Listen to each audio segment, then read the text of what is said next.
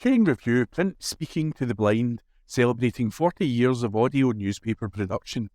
Welcome to this week's edition of the Glasgow Times Podcast, recorded at the Bishop Briggs Media Centre by our amazing volunteers.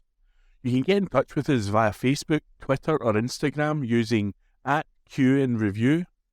That is @CUEANDREVIEW. You can also contact us directly by emailing information@QNreview.com. That is INFORMATION@CUEANDREVIEW.com, or by calling 0141 772 3976. That's 0141 772 3976. From the Glasgow Times, Thursday the 18th of July, from the news section, baby died from whooping cough amid sharp spike in cases. Report by Rebecca Newlands. A baby aged under 12 months died earlier this year after contracting whooping cough in Scotland amid a sharp spike in cases of the illness. Public Health Scotland figures showed that there have been 5,217 laboratory confirmed cases of whooping cough up to July 15th. A rapid rise in cases across the UK has seen the deaths of 8 babies in England since the start of 2024. Public Health Scotland has now published its first of a new series of monthly reports saying whooping cough cases are likely to remain high until the autumn. Whooping cough is a highly contagious bacterial infection of the lungs and airways, with unimmunised infants more likely to develop complications. It can be prevented with immunisation, which is given to pregnant women, infants and younger children.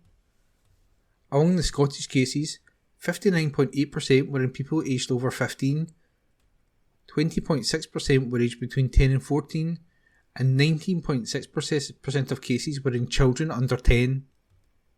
In May, consultant paediatrician Sir Andrew Pollard, who is chairman of the Joint Committee on Vaccination and Immunisation, said, "The biggest issue is the spread of whooping cough infections is low vaccination rates."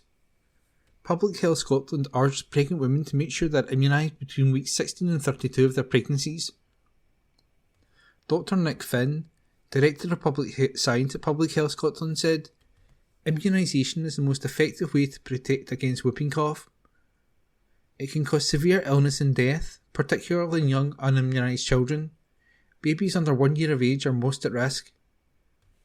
Getting immunised during pregnancy is the best way to protect your baby in the first few vulnerable weeks of their life. All pregnant women are eligible for the whooping cough vaccine from week 16 of their pregnancy. The ideal time to get it is between weeks 16 and 32. The whooping cough vaccine is recommended every time you're pregnant, even if you've had the vaccine before.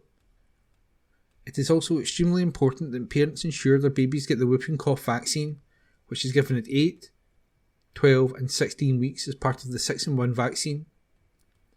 Further details about the baby who died have not been released on the grounds of confidentiality. Whooping cough, also known as pertussis, is spread by droplets and affects the lungs and breathing tubes. Midwives can provide more information on vaccination for pregnant women. And that report was written by Rebecca Newlands and read by me, Ian McKenna. From the Glasgow Times, Thursday the 18th of July, from the news section, man left with serious injuries after he is hit by bus in Glasgow. Report by Craig Ross. A man has been hit by a bus in Glasgow's south side. He has sustained serious injuries following the collision on Thursday morning in the city's battlefield. Police said they were called to a report of the crash at around 9:55 a.m. It is understood that the incident happened at the bottom of Sinclair Drive on Battlefield Road. Traffic is down to one lane in the area. No details on the age of the man was provided by cops.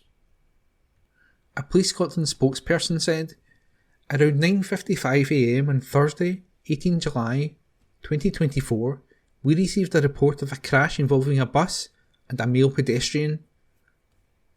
The pedestrian was taken to Queen Elizabeth University Hospital for treatment to what are described as serious injuries.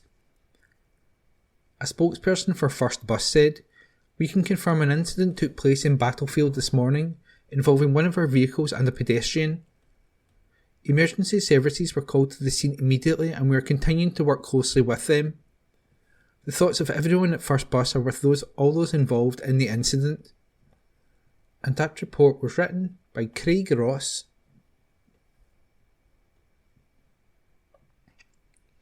From the Glasgow Times, Thursday the 18th of July, from the news section, Paisley mum tells of lying in hospital nearly dying due to alcoholism.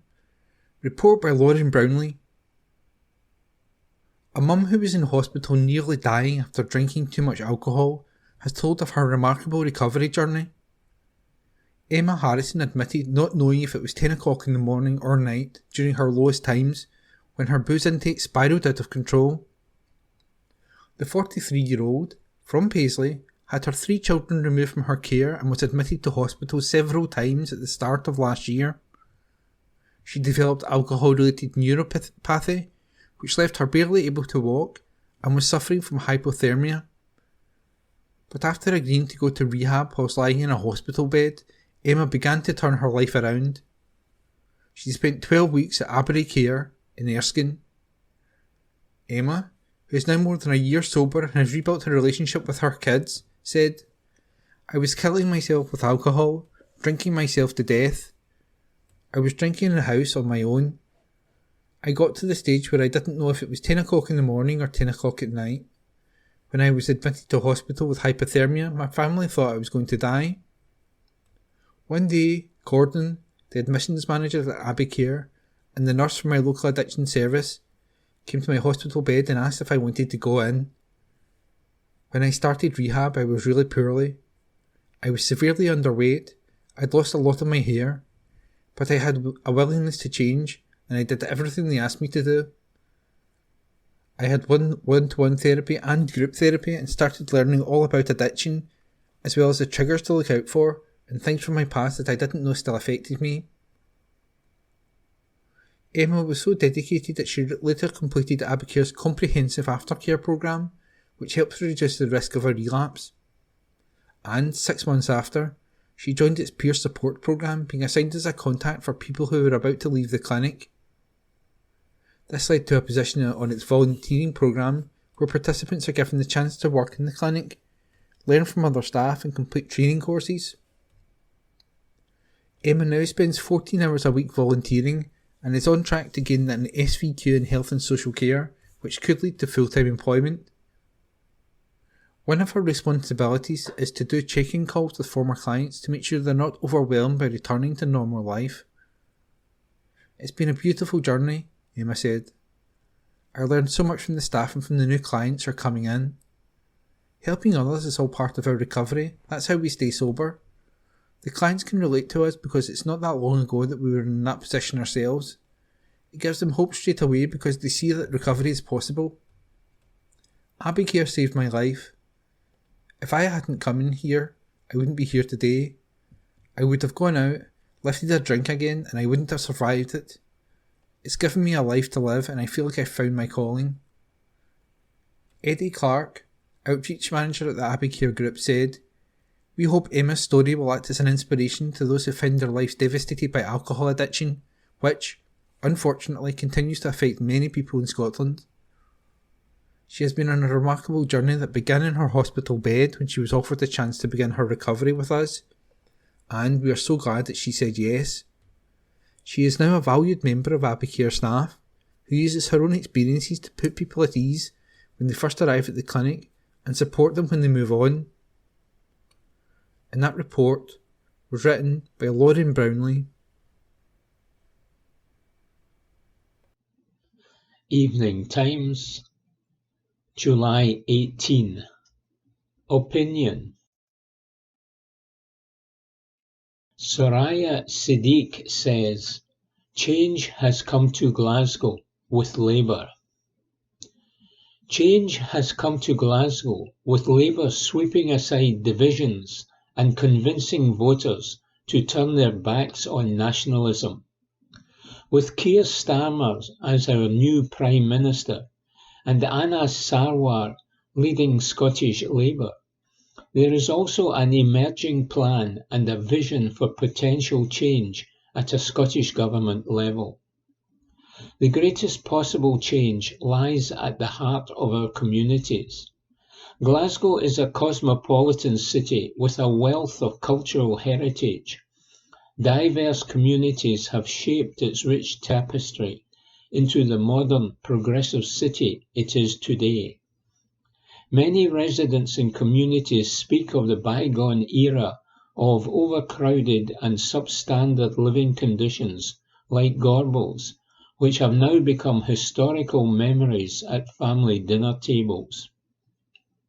Many families now experience the struggles of affording rent and paying bills. With no clear way forward, a huge cut to the housing budget by the Scottish Government has resulted in an increasing lack of social housing, despite the declaration of a housing emergency. The daily headlines highlight the alarming rates of homelessness among children and families in Glasgow.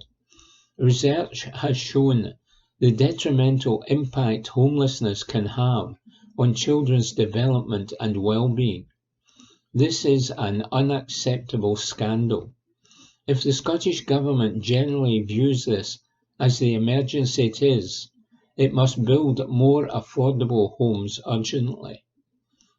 We know that education is the route out of poverty. Sadly, education opportunities are fading because of a decade of cuts to further education, unfair pay for staff, and a growing gap between the richest and poorest students. It feels like we are in spiralling decline. As Deputy Leader of Glasgow Labour, I am proud to have taken forward ideas to tackle the housing crisis. This includes reclaiming empty homes and turning them into productive use, urging the City Council to declare a housing emergency, and requesting an action plan for alternative temporary housing for the homeless. I have also been campaigning for powers for compulsory sales orders, though progress from the SNP Green administration is woefully slow. As an educator, having taught in our city colleges, I have seen the importance of protecting the future of our young people and the staff supporting them. I have stood with Labour colleagues on the picket lines demanding a fair pay deal for staff, campaigned for the City Council to reverse cuts to programmes supporting vulnerable students, argued against cuts to teacher numbers, and advocated for fairer and more equal opportunities for diverse communities.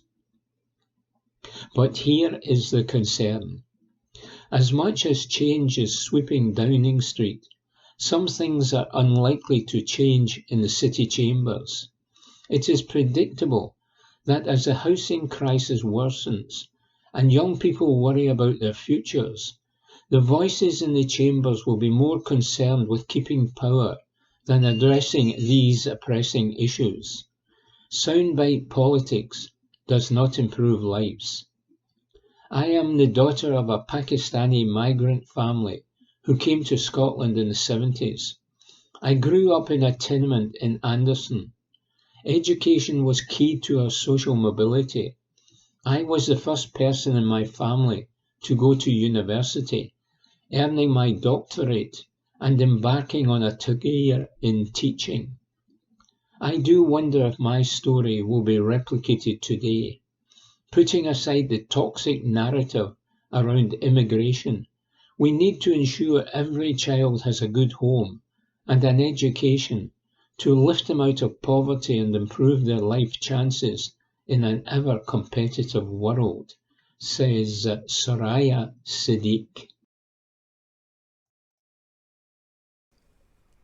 From the Glasgow Times, Friday the 19th of July, from the news section, car failed to stop.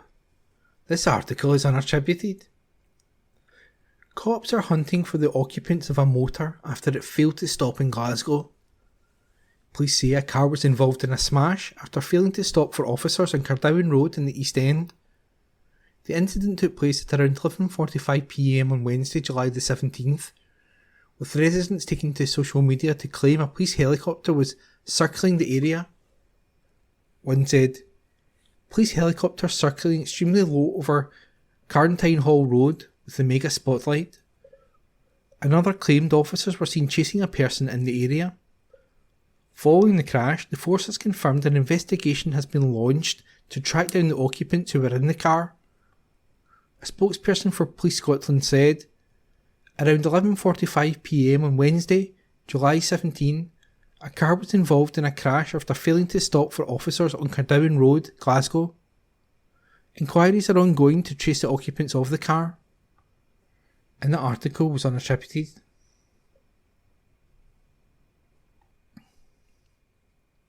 From the Glasgow Times, Friday the 19th of July, from the news section. Glasgow bus driver accused of seriously injuring pensioner. Report by Connor Gordon, court reporter.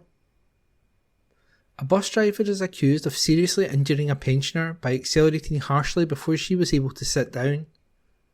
Andrew Nimmo, 51, allegedly drove dangerously in Glasgow Springburn on April 6, 2022. Court papers state Nimmo repeatedly drove at excessive speeds and caused his passengers to be jolted back in their seats. It is claimed Nimmo, of Motherwell, Lanarkshire, also drove in an erratic manner. The charge says Nimmo failed to negotiate bends and junctions in a safe manner. Nimmo is further claimed to have accelerated harshly after then 76-year-old Ethel Callaghan had boarded the bus. Ethel is stated not to have had a chance to sit down at the time when Nimmo caused her to fall to the floor, to her serious injury. Nimmo pleaded not guilty to the single charge at Glasgow Sheriff Court. A trial has been fixed for August this year. And that report was by court reporter Connor Gordon, and it was read by me, Ian McKenna. From the Glasgow Times, Friday the 19th of July, from the news section.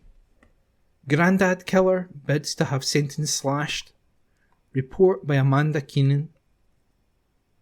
An evil killer who was part of a gang that brutally murdered a grandfather at his flat in Glasgow has launched a bid to have her sentence slashed.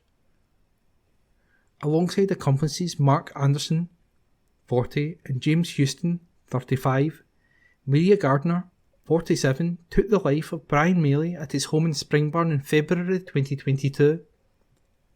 The High Court in Glasgow previously heard how the 52-year-old was stabbed with a knife and chisel by the gang, who were also found guilty of assaulting his partner, Lindsay Patterson.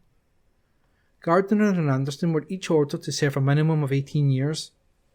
Houston was locked up for at least 18.5 years, as he had been on bail at the time of the offence. Now Gardner has instructed her legal team to challenge the length of the sentence handed down to her, with a hearing set to be held later this month at the High Court of Appeal in Edinburgh. A spokesperson for Scottish Courts and Tribunals said, "An appeal has been lodged against her 18-year punishment." A source told the Glasgow Times that Gardner had shown little remorse for the heinous crime. They said, "She's only feeling sorry for herself and the length of time she will have to spend behind bars. She has no regard or compassion for the life that was lost, or what her victim's family have gone through already. They will be devastated to learn she is trying to have her sentence cut.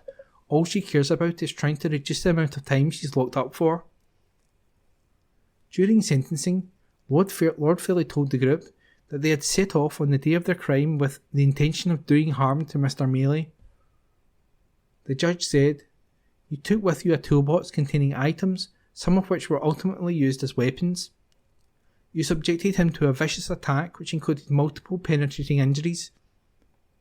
The jury accepted that all three of you were a party to and participated in the plan to assault Mr. Maley in such a way that his death was a foreseeable outcome." In his evidence, Houston told Casey Murray McCara, "I am sorry to the family. I never knew that someone was going to be assaulted, knifed or murdered." He said Anderson had apparently gone to Mr. Maley's flat in Young Terrace to collect something owed to him. Jurors had watched the footage of the group initially walking from Govan into the city centre before getting in a taxi to Mr. Maley's home armed with a toolbox.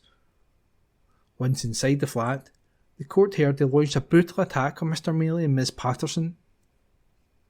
Gardner and Houston were later arrested at a City Central hotel, having spent Valentine's Day together. Houston said he had been played and was just an innocent bystander. He also dismissed a text that he sent about fighting as fake bravado. Houston said, "If I knew that was going to happen, I would not have gone at all. Michael just said go with me, and I went." After the verdict in January, prosecutor Michael McIntosh told the court, Brian Maley was a father and grandfather. He is survived by 3 adult daughters, 2 who have attended the trial each day. He is also survived by 6 grandchildren. The youngest was born just before this trial commenced. He was eagerly awaiting the birth of his first grandson at the time. And that article was written by Amanda Keenan. From the Glasgow Times, Friday the 19th of July. Times past. Hunt begins to solve church organ mystery. Article written by Anne Fotheringham. The hunt is on to solve a 120-year-old mystery involving a famous Glasgow church organ and a mysterious benefactor. Margaret Kitson got in touch all the way from Colchester after a recent Glasgow Times feature on Kinning Park.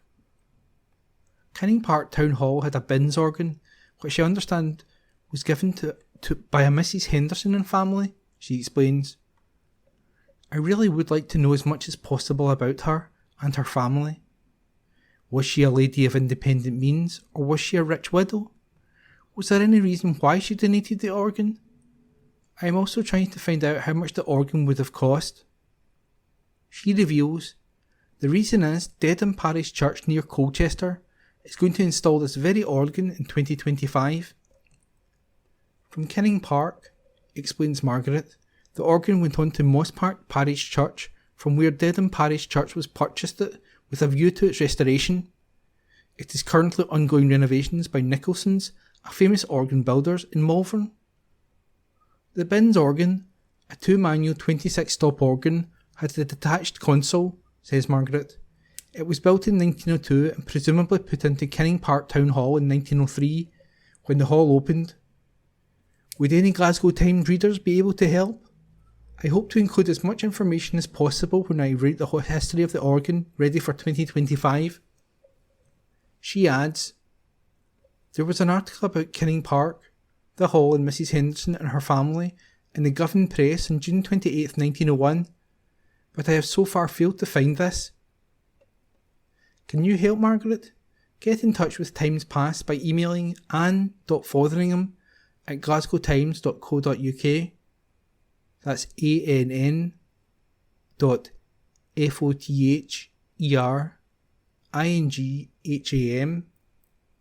@GlasgowTimes.co.uk, or write to Anne Fotheringham, Glasgow Times, 125 Fullerton Drive, Glasgow, G32 8FG.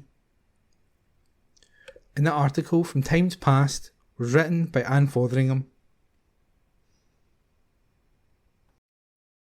From the Glasgow Times, Friday the 19th of July, from the news section, man issued tirade of abuse after jumping Ibrox barrier, by our court reporter.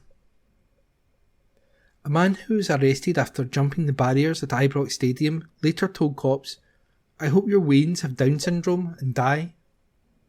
Stephen Corner appeared at Glasgow Sheriff Court recently after pleading guilty to 2 charges. These included behaving in a threatening and abusive manner by shouting, swearing, uttering threats and lashing out with his arms, as well as uttering sectarian remarks and struggling violently. The court heard that around 3 p.m. on October the 29th, 2022, 3 people who were working as door stewards at Ibrox at a Rangers v Aberdeen football club match, saw Corner in possession of alcohol before jumping the entrance barrier. They then approached the 21-year-old to remove him from the stadium. Corner lashed out in an attempt to get away and said, "You will never catch me, I will punch you." The stewards then grabbed hold of Corner to remove him. At this time, he shouted at them, "You're getting done in, I'm going to bottle you," and told them to F***K off. Police attended and attempted to put Corner in handcuffs. However, he lashed out and tried to leave. He began to violently resist by kicking out with his legs. Corner was taken to Helen Street Police Office, and due to his manner, he was taken to the holding cells. He began making threats towards officers, including "I will S***G your maw," and "I hope your wains have Down syndrome and die. I will dance on top of their graves." Corner also called a police officer a F***N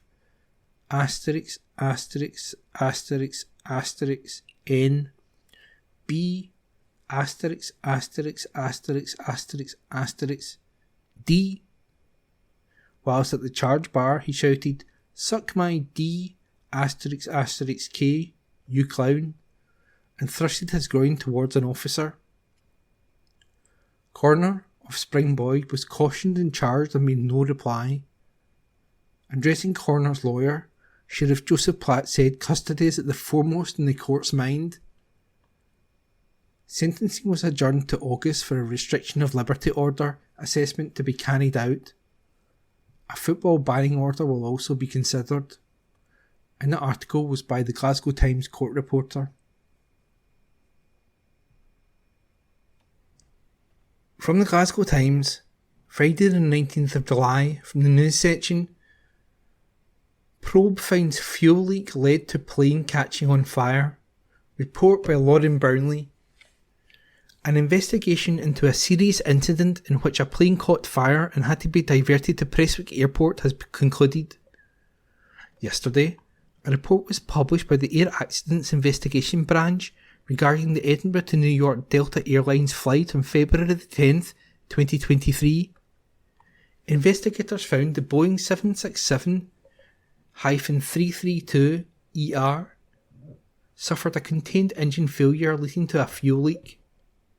During takeoff from Edinburgh Airport, a high-pressure turbine blade fractured in the right engine, which damaged a further 5 blades. This caused vibrations that ultimately led to fuel escaping from the right-wing fuel tank. Due to the high engine vibration, the flight crew diverted the aircraft to Prestwick Airport for an emergency landing. During the diversion, fuel was escaping from the wing, which was ignited by the hot engine exhaust, causing flames, and this was recorded by a passenger. A total of 211 passengers were on board and left terrified. It was reported at the time that children and teachers from a secondary school in East Bartonshire were among those on the plane. The flames went out before the plane landed promptly, with the full emergency service crews in attendance. After the aircraft arrived on a stand, the airport fire service noticed the fuel coming from the right wing and put provisions in place to capture the fuel, preventing it from igniting on the hot engine or brakes. All passengers and the 10 crew members were rapidly disembarked with no injuries. A safety recommendation has now been made to the Federal Aviation Administration that requires the Boeing Aircraft Company to demonstrate that following this serious incident, the design of the slats track housing drain tube on the Boeing 767 family of aircraft continues to comply with the certification requirements for large transport aircraft. And that report was by Lauren Brownlee. From the Glasgow Times, Saturday the 20th of July, from the news section, Council wants views on fireworks zones. This article is unattributed. Requests to establish firework control zones in several areas across Glasgow have been accepted. These areas are Woodlands, Shawlands, Strathbungo, Summerston, Knightswood, Alexander Park, Tory Glen, Lynn Park, Cardonald, Broomhouse, Pollock Shields and Denniston, with 4 separate applications received for Pollock Shields. Now, communities in these locations are being asked for feedback about creating the zones. Full details of the consultation, which will remain open until August 18th, can be found at glasgow.gov.uk/9643. That's glasgow.gov.uk/9643. Councillor Rory Kelly, City Convener for Neighbourhood Services and Assets, said, "Firework control zones are a new concept, and it's necessary we test the interest in having zones introduced in different places in the city.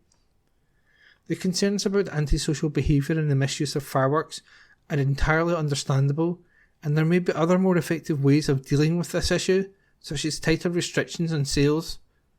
But requests for firework control zones have been received, and those people who have submitted applications for a zone are entitled to have their views properly considered and consulted upon before any conclusion is reached. As a local authority, we will have a look at a range of factors before we decide whether to proceed with a control zone. But community voices are a crucial element of the process, and so I urge people to respond to this consultation." This request follows the new Fireworks and Pyrotechnics Articles, Scotland Act 2022, which allows local authorities to create these zones, making it a criminal offence to ignite a firework within the zones. The offence includes firing or throwing a firework into a zone. Public views are important to establish these zones in neighbourhoods around the city. The Council will also explore alternative methods to address the issue when reviewing a request for a firework control zone. This includes working together with emergency services and communities, engaging with young individuals and targeting enforcement activity. Recently, a motion by Glasgow City Council has raised the possibility of making the entire Glasgow area a firework control zone, and the article was unattributed.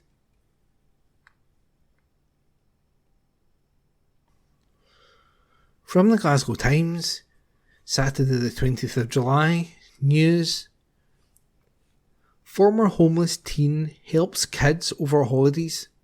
This article is an exclusive by Amanda Keenan.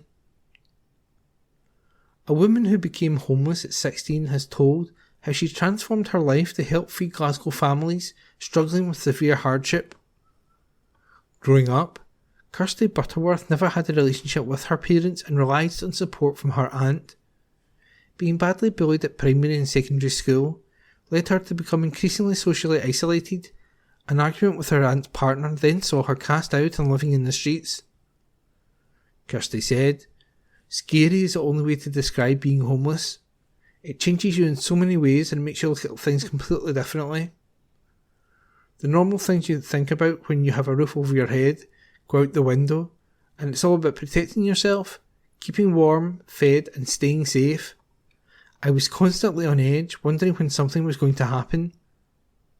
I slept during the day and walked around at night near the centre of town, so I was always close to people. I found some refuge in day centres.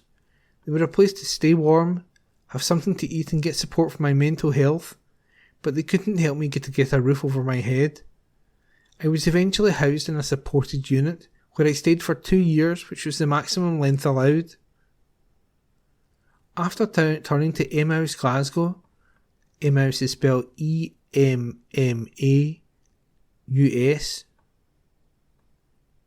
After turning to Emmaus Glasgow for support, Kirsty was finally able to start rebuilding her life and confidence. The homeless charity provides accommodation for 27 adults, along with volunteering opportunities within its 2 shops.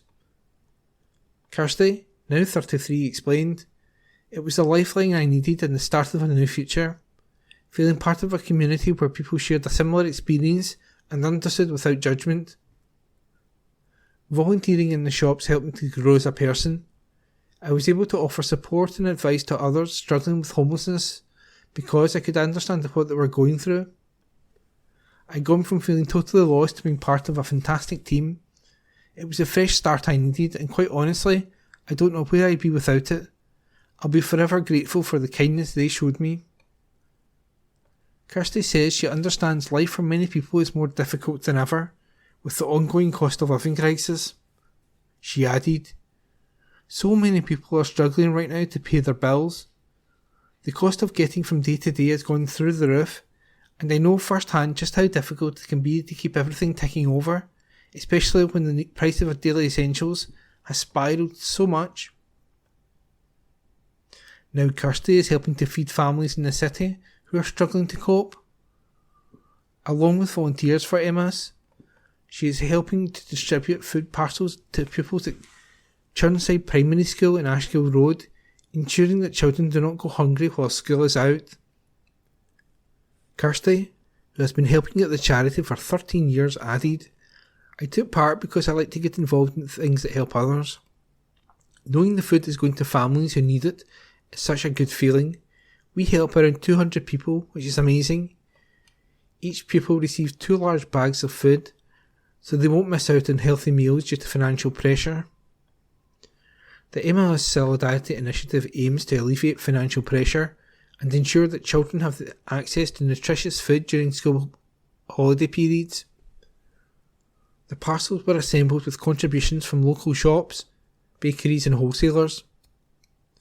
Richard Allwood, Chief Executive of Emmaus Glasgow, added, "We believe in the power of community and the importance of supporting each other, especially during tough times. By providing these parcels, we hope to ease the burden on families and ensure that no child goes hungry during summer. We are immensely grateful to the local businesses that have supported our cause and continue to help us make a positive impact on the lives of these children." And that article was an exclusive by Amanda Keenan. From the Glasgow Times, Saturday the 20th of July, from the news section, "Man admits to attacking his cousin in station brawl." Report by Ava White. A man attacked his cousin, leaving him with 2 black eyes after an argument broke out between the pair on New Year's Eve. Aaron Pentland had been returning from hospital, where he had been visiting his partner and their newborn child on December the 31st, 2022. The 27-year-old entered Partick railway station with his cousin at around 7:55 p.m. and walked towards the waiting room on platform 2. The pair then made their way to the corner of the waiting room and could be seen taking alcohol from a bag. At around 8 p.m, Pentland and his cousin began to argue. The man picked up the bag and started to walk away towards the platform. As he did so, Pentland began to jostle with him. He then attempted to punch Pentland to the face, but the punch did not land, and, in doing so, he dropped the bag and items fell out. Pentland took the bag, which contained a glass bottle, and struck his cousin on the head with it twice. The incident was captured on CCTV, which showed Pentland drawing blood from the man. A struggle took place for a further 3 minutes and was finished at around 8:07 p.m. when Pentland's cousin made his way to the street. Pentland stayed in the waiting area. Police were contacted and attended. Officers saw blood on the ground and smashed glass in the waiting area. Pentland was traced, searched, placed under arrest and taken into custody. As a result of the struggle, the cousin suffered 2 black eyes and 2 partially broken teeth. He was taken to the Queen Elizabeth University Hospital for treatment. None of his injuries required follow-up care. Pentland, of Clydebank, appeared at Glasgow Sheriff Court recently after pleading guilty to 2 charges. The first was behaving in a threatening and abusive manner by pursuing a man, seizing a bag in his possession and struggling with him. The second was assaulting a man by repeatedly striking him on the head with a bag containing a glass bottle to his injury. Both offences were committed whilst Pentland was on bail. Pentland's lawyer told the court that her client struck his cousin after he threw punches at him. The defence solicitor said, "When Mr. Pentland struck his cousin, that was after his cousin threw 3 punches to his face. He seems to have turned things around for himself with no offending since 2022. Sheriff Mary Shields put Pentland on a community payback order with the requirement to carry out 180 hours of unpaid work. And that report was by Ava White. From the Glasgow Times, Saturday, the 20th of July, from the news section, man caught driving car while being disqualified. This article is unattributed. A Glasgow man who was caught behind the wheel of a car twice despite being banned from driving has been disqualified again.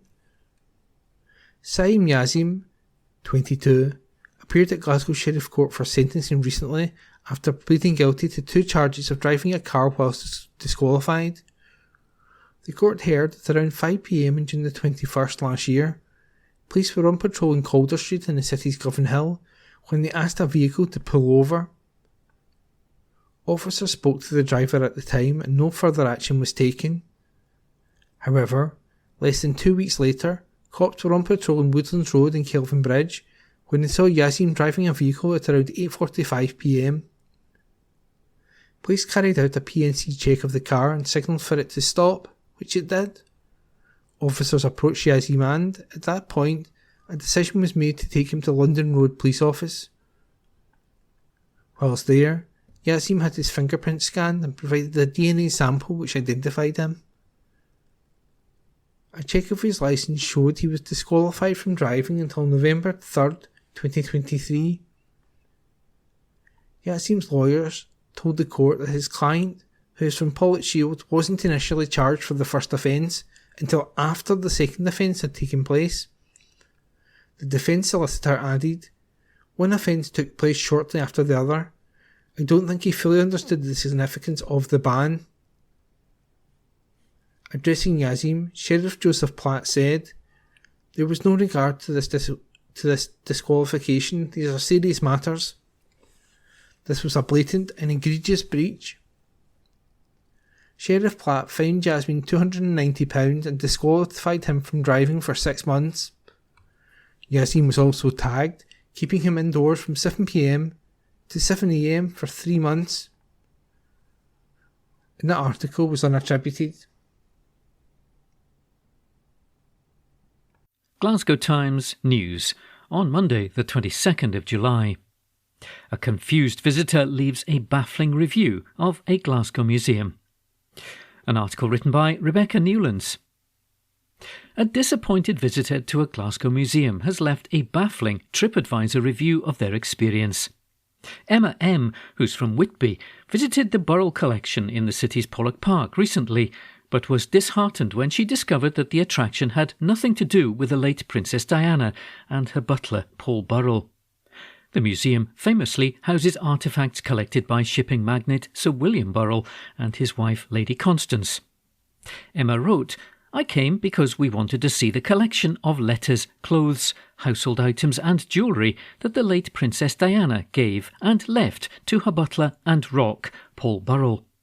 We're big Diana fans and we were looking forward to an afternoon of royal magic. Just so others know, this museum has nothing to do with Lady Di and it's not Paul Burrell's collection of her items. It's a lovely venue and the tea was nice, but it needs to clarify that it has nothing to do with Paul Burrell, Princess Diana or the royal family, so others aren't disappointed like we were." Emma gave the museum 3 stars. The museum team happily cleared up Emma's confusion over which Burrell the collection belonged to, and also referenced a Princess Di connection the museum does have. They wrote, "Thank you for your review. We're glad you still had a good time despite not living up to your expectations. As you mentioned, the Burrell collection is not related to Paul Burrell or Princess Diana, but rather is the collection of Glasgow shipping magnate Sir William Burrell and his wife Lady Constance Burrell, who donated their collection to the city of Glasgow in 1945. However, there is one connection to Princess Diana, our portrait of Elizabeth Wriothesley, Countess of Southampton, who is a direct ancestor of Princess Diana. You can find more information about this portrait by searching the painting ID number on the Glasgow Museum's Collection Navigator website. We hope to welcome you back to the Burrell collection soon." An article written by Rebecca Newlands. Glasgow Times on Monday the 22nd of July. Opinion. Labour must now step up and deliver real change. A column written by John Molyneux. The dust is settling on a momentous election which saw the back of the Tories, and we've now seen the first glimpses of the kind of government the Labour Party will form under Sir Keir Starmer, with the King's Speech outlining their planned legislative programme. I think it's important to give credit where it's due. This programme of 40 planned bills is a world away from those unveiled by the Tories, as they railed against the dying of the light, using Parliament to peddle harmful culture wars. For example, Labour's proposals to nationalise the railways and strengthen renters' rights in England are long overdue. These are both things that the Scottish Greens progressed during our time in government in Edinburgh. But for a government elected with such a stonking majority, Labour is showing little ambition for real change. The climate crisis is the greatest challenge humanity faces, and unless we take bold action now, we are condemning ourselves and many millions around the world to misery. Climate chaos will cost lives, wreck livelihoods, and further destabilise the globe. Any government wanting real long-term stability must put radical climate action front and centre of its mission and its budgets. Instead, this Labour government is promising just £1.6 billion a year of investment via its GB Energy Quango. That's nowhere near enough to meet the scale of the challenge. Indeed, the last Scottish budget that the Greens were part of devising included £4.7 billion of investment in climate and nature. Labour used to say they wanted to spend £28 billion a year. We clearly need to see much more from Labour on climate. The government's programme also misses a huge opportunity to help those in greatest need right now. The two-child benefit cap, introduced by the Conservatives in 2015, keeps hundreds of thousands of families trapped in poverty. It's a policy born of class hatred. It's a policy which forces women who conceive through rape or coercion to relive their trauma to get an exemption. It's a policy whose social cost vastly outweighs any saving to the welfare budget. It's inhumane, and the Labour government should abolish it tomorrow if it wanted to, but it has so far refused. Instead, it has pledged to set up a vague task force, which will invariably say that the cap must be scrapped. These are just two reasons why keeping pressure on the Labour government from the progressive left will be vital. That's what the 4 English Green MPs will do, working with others in the Parliament to push the government to be bolder and act with more urgency on the biggest issues we face. That's the record the Scottish Greens have built here in Glasgow, which helped to deliver our best result by far in a Westminster election, despite facing an unfair voting system. We know there's a huge appetite for transformative policies that benefit people and the planet. That's what we'll keep working for. Let's all hope this Labour government steps up too. A column written by John Molyneux. Glasgow Times News on Monday the 22nd of July. Personal trainer caught with £900,000 worth of drugs after a Glasgow police chase. An article written by Connor Gordon. A personal trainer caught with a £900,000 drugs haul after a high-speed police chase is behind bars. William Patterson, who's 35, threw the box of cocaine from a car window during the pursuit around the north of Glasgow on March the 1st last year. Officers had earlier kept tabs on the courier, Mr Patterson, through Operation Windstriker, which focused on an organised crime group based in the west of Scotland. The High Court in Glasgow was told that Mr Patterson was spotted receiving a box from a man in the city's Springboig. Mr Patterson was noted to put the box in the vehicle and to drive off. Officers stopped beside Mr Patterson at a set of traffic lights on Cumbernauld Road. Prosecutor Alan Parfrey said, Mr Patterson became aware of the officers and drove off. He did a U-turn, entered the central reservation, then the wrong side of the road, and drove off at speed towards Glasgow. Officers saw Mr Patterson throw a black phone out of the driver's window during the pursuit. Mr Patterson later did another U-turn in the city's Rob Royston when he drove back towards the pursuing officers. Mr Patterson's Mercedes struck the police vehicle, which caused its airbags to inflate as well as to damage both cars. He was apprehended and then taken to hospital and released without treatment. However, 2 of the officers involved suffered from suspected whiplash. The police vehicle was later written off. Mr Patterson's car was searched and 2 envelopes containing £1,000 and £5,370 were recovered. Officers retraced the route of the pursuit and recovered the black box from near Hogganfield Loch. Mr Parfrey said there were 90 blocks of cocaine in the box. Subdivided into 1 gram street deals, there is potential realisation of between £719,000 and £898,800. It was also stated that the purity of the blocks ranged between 81% and 83%. Mr Patterson's home in Christon in Lanarkshire was searched and a MacBook as well as an iPhone were recovered. Both items were later destroyed by police.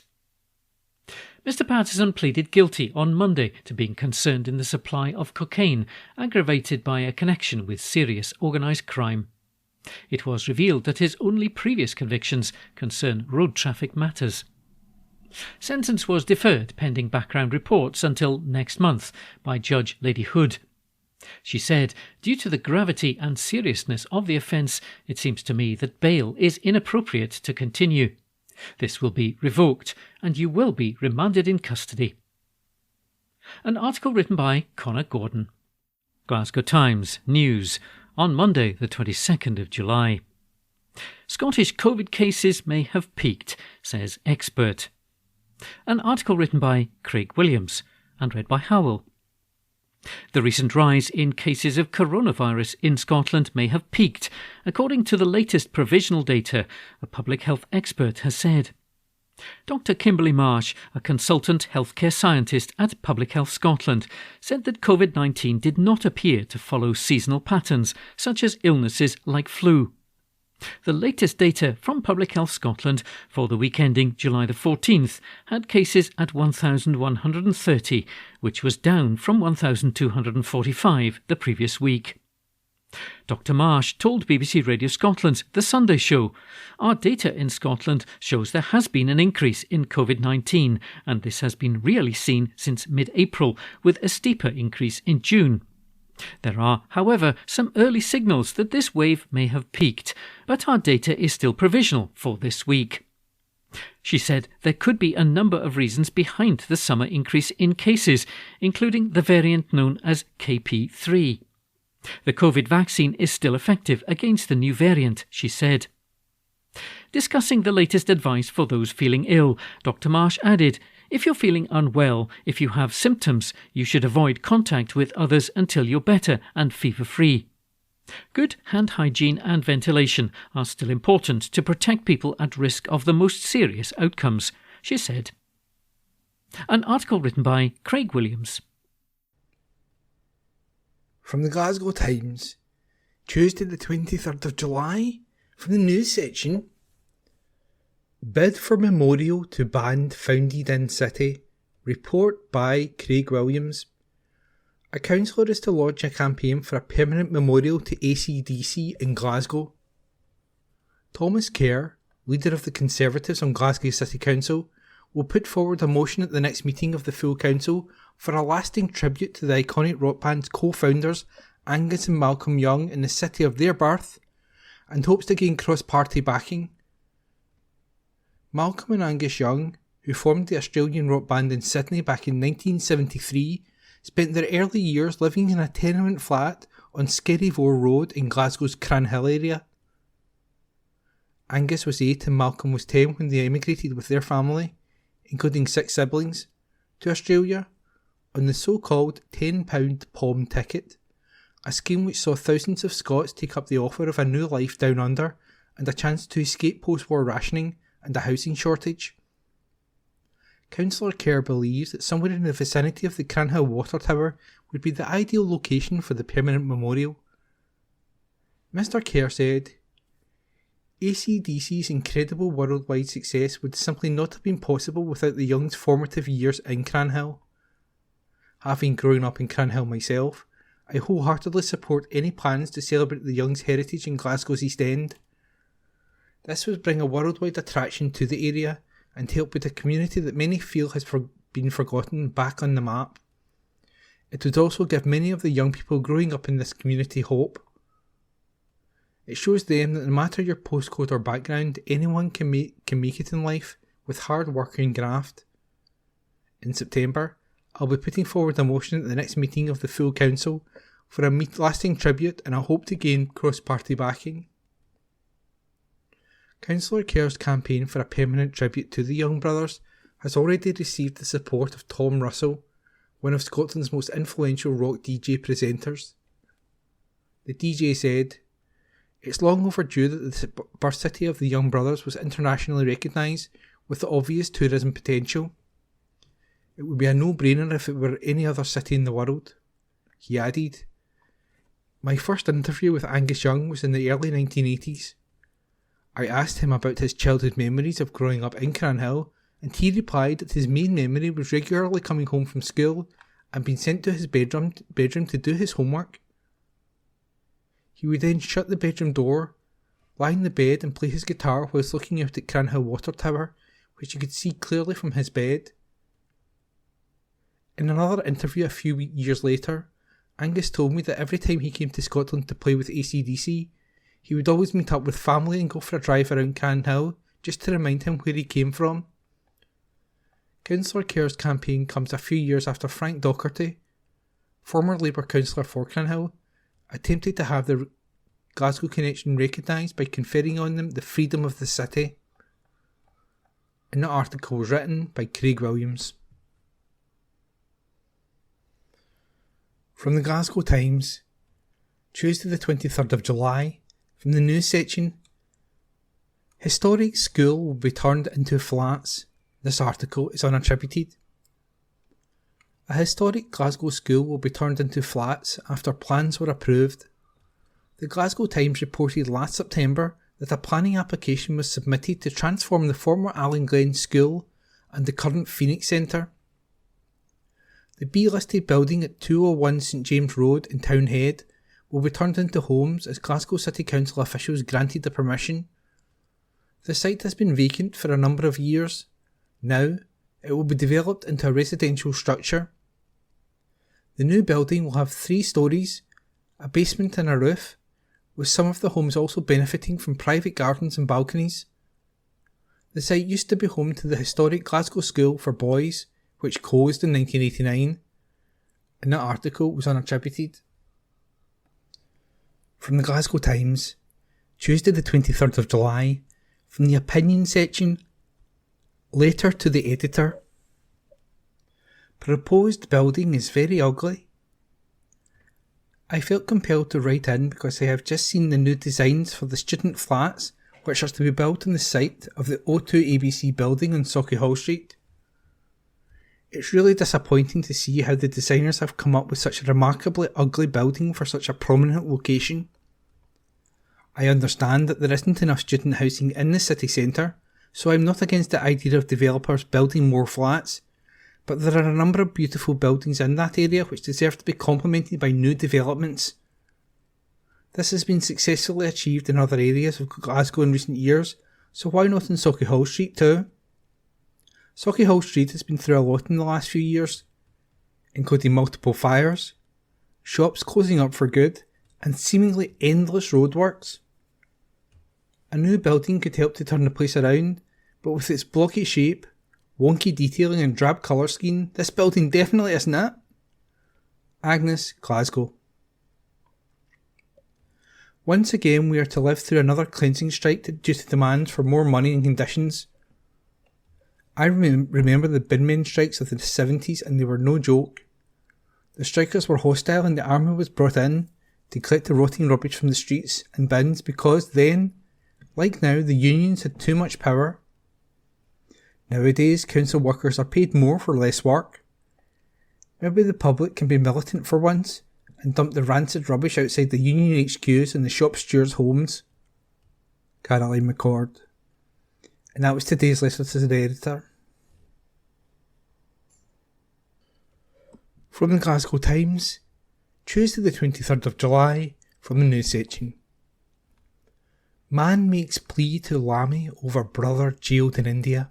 Report by Gabriel Mackay. The brother of a Scottish man imprisoned in India has urged Foreign Secretary David Lammy to use a trip to India to call for his release. Jagtar Singh Johal from Dumbarton was in Punjab in the northern India for his wedding in 2017 when his family said he was arrested and bundled into an unmarked car. He is said to have been tortured, including with electric shocks, and faces the death penalty as a result for his campaigning for Sikh rights. The allegations of torture have been denied by the Indian authorities, who have charged him with 8 counts of conspiracy to murder linked to political violence in the north of the country. The trial began in 2022, but he is yet to be convicted of any crime. Gurpreet Singh Johal said, 6 Conservative Foreign Secretaries failed to bring my brother home.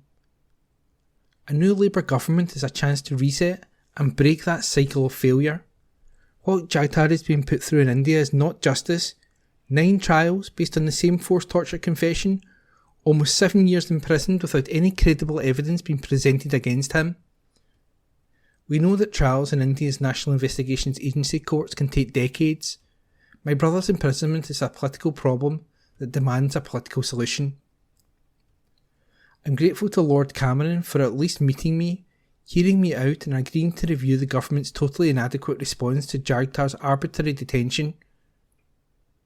I'm grateful to my outgoing MP, Martin Docherty Hughes, who has been a tireless champion for Jagtar in Parliament. And I'm looking forward to working with my new MP, Labour's Douglas McAllister. David Lammy and Sir Keir Starmer have both recognised that Jagtar is arbitrarily detained. The Foreign Secretary's trip to India this week is a first opportunity to tell the Indian authorities that bringing Jagtar home is a priority for this government and find a way to get it done. Until Jagtar is back with his family in Dumbarton, his case will be the elephant in the room at every meeting between the UK and India. And that report was by Gabriel Mackay. From the Glasgow Times, Tuesday the 23rd of July, from the news section. New app offers more fun at park. This article is unattributed. Visitors can now find new ways to explore Drumpellier Country Park thanks to a free mobile app. The interactive Visit DCP app, developed by Brilliant Trails, maps out 3 different walking routes and uses GPS to provide users with information about wildlife and natural features. The first route, the Lochside Trail, offers a 1-mile walk around the loch, taking roughly 30 minutes. For those seeking a bit more of an adventure, the Woodland and Peatland Trail branches off the Lochside Trail and showcases a diverse range of habitats. The Nature Trail includes the park's newest features, including wildflower meadows, tree rubbing posts, solitary bee homes, and stone gabion hibernacula utilised by newts, frogs and invertebrates during the winter. Councillor Helen Loughran, convener of the Environment and Climate Change Committee, said, "It offers virtual guided tours around the park, pointing out the biodiversity, wildlife and features as you walk and allowing children to learn about the nature they can see around them." The Visit DCP app can be downloaded via the App Store or Google Play Store. And the article was unattributed. Man, 45, accused of gig assault. This article is unattributed. A man will stand trial accused of assaulting 2 people and a police officer at a Madness gig. David Greenwood, 45, allegedly committed the attacks at Glasgow's Hydro Arena on December the 1st last year. Court papers state Greenwood, of Irvine, North Ayrshire, kicked an Andrew McDermott to his leg. It is claimed that Greenwood then attempted to apply bodily pressure to a Heather McDermott's knee. A third charge says Greenwood assaulted PC Danielle Wheeler by elbowing her head. Greenwood denied the offences at a hearing yesterday at Glasgow Sheriff Court. A trial has been fixed for November this year by Sheriff Patricia Price, and that article was unattributed. From the Glasgow Times, Tuesday, 23rd of July, from the lifestyle section, I guess. Study shows how chimps like to chat. This article is unattributed. Chimpanzees in the wild take it in turns to speak during conversations in the same way humans do, researchers at a Scottish university have found. The study, led by scientists at the University of St Andrews in Fife, found that when gesturing to each other in the wild, chimpanzees left similar gaps before responding to those left during conversations between humans. These range from interrupting the other speaker more than a second and a half before they finish gesturing to responding 8.5 seconds later. Humans typically leave just a fifth of a second before replying during a conversation. Professor Kat Holbater, a primatologist at the University of St Andrews, said, "It's amazing to see how close the chimpanzee and human timings were, and that, just like us, the chimpanzees sometimes even interrupted each other midway through a gesture. The chimps had a bigger range in timings. The gaps ranged from interrupting the signal 1,600 milliseconds before they finished their gesture to taking 8,600 milliseconds to respond. This could be because the chimps were in a natural setting, unlike the humans who were observed, and so could express a wider range of behaviour, sometimes interrupting each other and sometimes taking a long time to respond." The researchers, who studied the behaviour of 5 communities of wild East African chimpanzees in rainforest and woodland in Uganda and Tanzania, also found small differences in conversation timings between chimpanzee groups. Professor Holbater said, "We're still trying to work out why, but the Sonso chimpanzees in the Mondongo forest in Uganda seem to be the slow talkers, taking their time to reply, while, just down the road, the Kanyawara chimpanzees are speedier." Dr. Gal Badihi, lead researcher, explained that chimpanzees use communication to avoid conflict and coordinate with each other. "It's fascinating to witness how chimpanzees interact with each other and the world," she said. "Their societies are quite similar to ours. They spend time in large groups, break up into smaller parties and then come back together.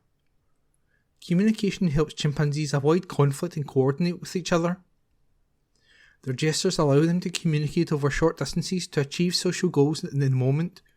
So, one chimpanzee could gesture to another that they want food, and the other might give them food, or, if they feel less generous, respond by gesturing for them to go away. They might come to an agreement about how or where to groom." The researchers say the findings could help us understand when and why humans' turn-taking conversation structure developed in the way it has. Dr. Badihi said, "We still don't know when these human conversational timing patterns evolved and for what reason. Looking into more distantly related species will be a great way to better understand when and why these conversational rules evolved." And that article was unattributed, and it was read by me, E. McKenna.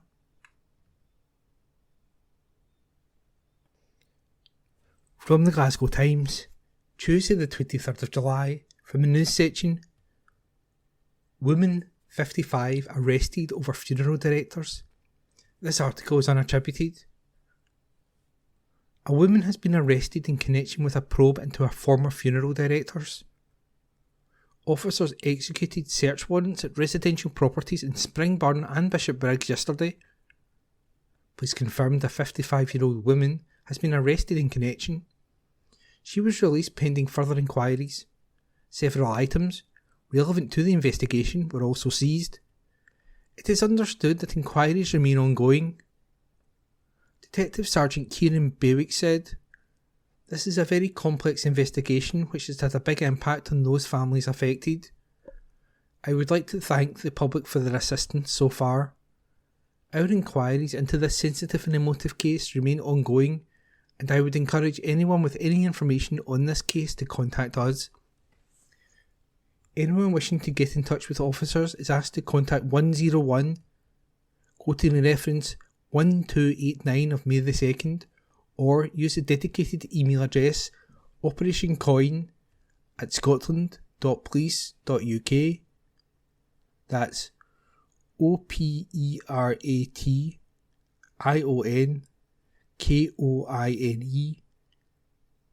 @Scotland.police.uk. Probe after plush car stolen from street. This article is unattributed. A probe has been launched after a plush car was stolen from a street in Glasgow's East End. Officers confirmed they received reports of the theft at around 12:15 p.m. on Sunday. According to social media reports, a Range Rover was taken from Canmore Street in Tollcross.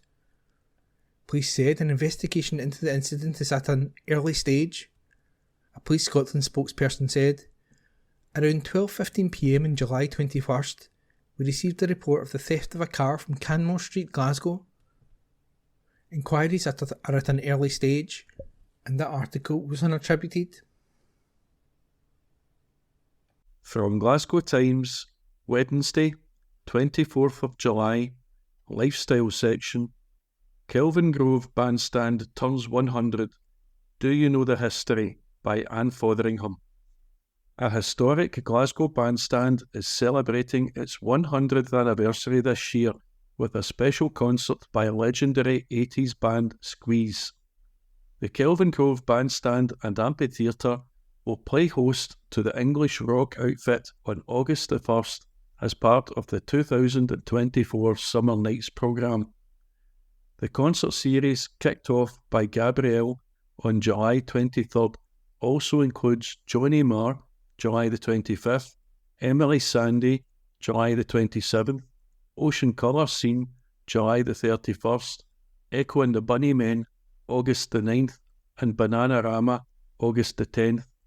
The acts involved in this year's programme are the latest in a long line of famous performers, including the Bluebells and Tom Jones, who have entertained crowds at the West End landmark.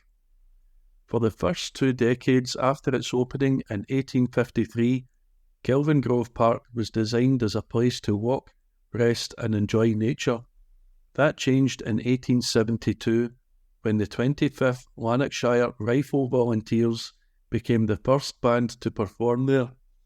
The current bandstand is actually Kelvin Grove Park's third. The Sun Foundry built the first in 1875. It opened the following year in an extension of the park where the Lord Kelvin statue now stands. Concerts at the city's new attraction became incredibly popular, with Saturday crowds regularly topping 10,000. In 1888, the bandstand hosted live music as Kelvin Grove Park staged the first of the Glasgow International Exhibitions, and again in 1901 for the second. The original structure was replaced with a traditional bandstand and amphitheatre beside the River Kelvin for the 1911 Glasgow International Exhibition. When cinema and radio arrived in the 1920s, the bandstand offered new forms of entertainment to keep pace with the competition, hosting costumed concert parties, choirs and orchestras. Demand was such that in 1923, plans for a new super bandstand with seating for 4,500 and standing room for another 15,000 were submitted. This plan was rejected, but a scheme to build the third and current Kelvin Grove bandstand was approved. The new venue was built in 1924 by the Glasgow Corporation Parks Department. It opened in May 1925 and provided entertainment throughout the 1920s and 1930s. As television became popular in the 1950s and 1960s, regular concerts came to an end. Youth counterculture then gave the bandstand a new lease of life. A Ban the Bomb anti-nuclear demonstration, for example, brought together 2,000 people. Pop music festivals, such as Radio Clyde's first Kelvin Grove Free Music Festival in 1978, followed, but after the glory days of the 1970s and 1980s faded, the venue was threatened with closure in 1992. It was saved by a community campaign, but in the following years, the bandstand fell into disrepair. When the venue was forced to close in 1999, it was repeatedly vandalised, and its condition was described as critical by the Scottish Buildings at Risk Register. A plan to refurbish the facility was then developed by a partnership involving Glasgow Building Preservation Trust, Glasgow City Council and Glasgow Life, which secured £2.1 million of development funding. Work began in August 2013 to ensure the project was completed in time for the Glasgow 2014 Commonwealth Games. Glasgow's Belle and Sebastian performed the first gig at the newly opened bandstand in July 2014.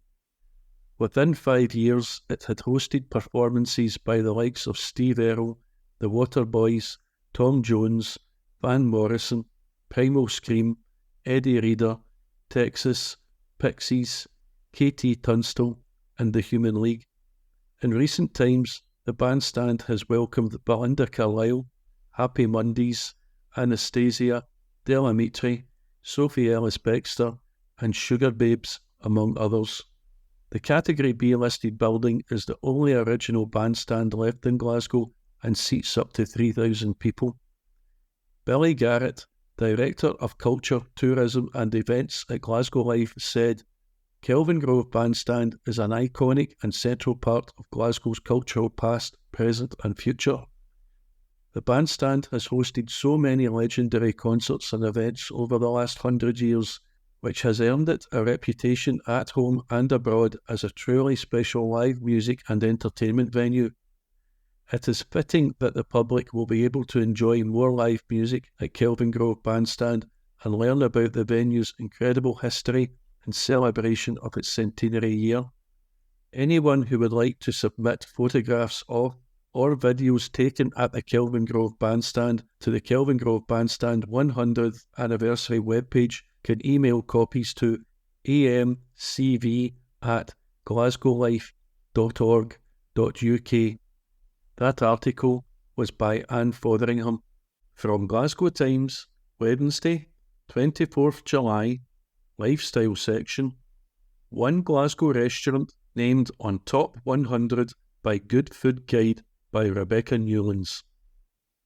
One Glasgow restaurant has been named on the list of the top 100 in Britain. Restaurant Review Bible, the Good Food Guide, has announced its annual 100 Best Local Restaurant list celebrating independent restaurants across the country. Gloriosa, in the city's West End, is the only restaurant in Glasgow to have made the list, with only 10 in Scotland being named. Located on Argyll Street, Gloriosa is known for its Mediterranean-inspired dishes and casual dining setting. In April 2022, pop star Dua Lipa visited the restaurant with her sister and said she was a big fan, with the Houdini singer particularly enjoying the cod and butter beans. Yvette in Horsforth, Leeds, was crowned Britain's best local restaurant, having beaten off competition from across the country to take the prestigious title for 2024. The Good Food Guide says it received an astonishing 60,000 votes from diners across the country, all keen to champion their favourite places to eat, leaving the expert judges with the difficult task of narrowing the list down to just 100 choices. We reported earlier this year that Finiston Eatery, Keelbrush, was recognised as exceptional at the Good Food Guide Awards in January. The Michelin-starred spot, run by head chef Lorna McNee, was named on the list alongside glitzy restaurants such as the Ritz and Restaurant Gordon Ramsay. Good Food Guide editor Elizabeth Carter said, "It's a new era for the Good Food Guide, with a new look and a revamped rating system, but the guide's deep-rooted values remain exactly the same. There's always been a lot of excitement surrounding our awards, and this year we've overhauled them to better reflect the fast-paced changes in Britain's dining out scene. I am incredibly proud of the entire awards list, as every restaurant on it, not just the winners, sets the standard by which all others should be measured. That article was by Rebecca Newlands. From Glasgow Times, Wednesday, 24th July, Lifestyle section. Punters at Glasgow Bar stealing on high-definition cameras, by Rebecca Newlands. Punters at a Glasgow bar have allegedly been caught stealing on 16 high-definition cameras. A group of 3 friends visited Block Plus on Bass Street on Sunday evening, and the bar staff now claim that they helped themselves to a hip flask which was located at the bar. They say the flask is of huge sentimental value and are urging those who have it to get in touch, as their actions have been caught on CCTV. The man whose hip flask was allegedly stolen has contacted the police, and the team is spreading the word on social media for the trio to get in touch before the police do. A spokesman said, "To the 3 friends who were sat on table 3 on Sunday night, 21st July, 2 of you arrived at 7:30, him, North Face jacket, her, heavily tattooed right arm. You enjoyed a meal and drinks. Your friend joined you at 9:12, summer dress, cardigan. The ladies bought drinks at the bar. On the way out, the friend lifted a hip flask off table 10, 9:52. This hip flask is of huge sentimental value, a present from a sister to a brother before she passed away from cancer. The gentleman is very keen to have it returned. A cash reward is offered. Personally, we think you should return it just because it's the right thing to do. The venue has 16 high-def cameras, and the pictures of you arriving, sitting at the table and ordering at the bar are crystal clear.